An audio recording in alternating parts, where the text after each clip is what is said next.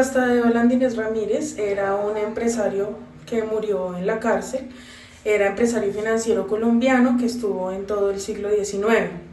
Este se caracterizó por protagonizar, por así decir, lo que era la primera quiebra financiera en la República, ya que él tenía, como por así decirlo, llamar hoy en día lo que es una pirámide eh, pues financiera en sí.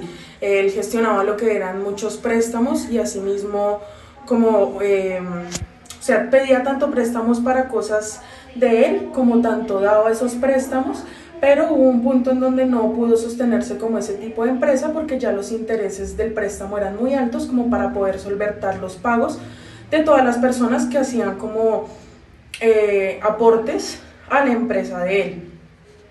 En este caso, pues claramente él, hubo un tiempo donde ya no pudo sostener su empresa o su pirámide, por así decirlo. Bueno, como decía, hubo un tiempo, o bueno, ya llegó el momento en donde no pudo como sostener la empresa o bueno, lo que tenía, de todos los empresarios, las empresas, de absolutamente quienes le daban como ese capital. Hubo un momento donde ya los intereses no pudieron ser eh, solventados, que pues en este caso llegó a un punto donde no pudo volver a pagarles lo que les había indicado de intereses. Entonces pues él fue prófugo, obviamente, de la ley, de la justicia, porque pues ya se volvió como una estafa. Y esa sería la biografía. Tadeo venía de una familia noble y rica. Esto le permitió tener acceso a educación de alto nivel y se rodeó de políticos muy importantes del país. Fue uno de los primeros científicos especializado en estudiar la zoología, la biodiversidad y las especies animal del territorio. En su carrera política se le destaca por ser pionero en la independencia de la Nueva Granada y fue nombrado el primer presidente del estado de Cundinamarca. Él creía que Bogotá, desde un estado centralista, podía llegar a ser una potencia a nivel nacional.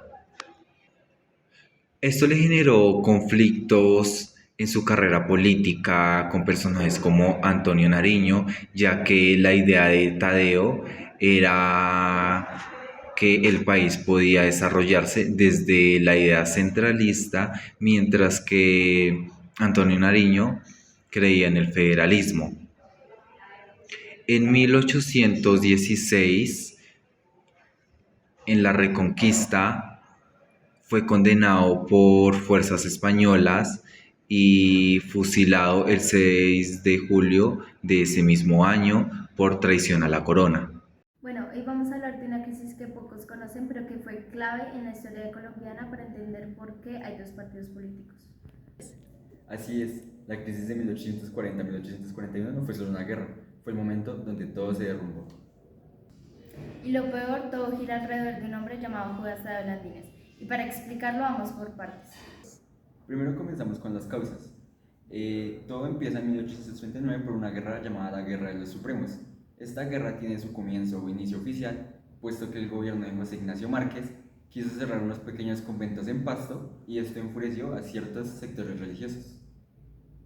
Pero la verdadera razón era más profunda.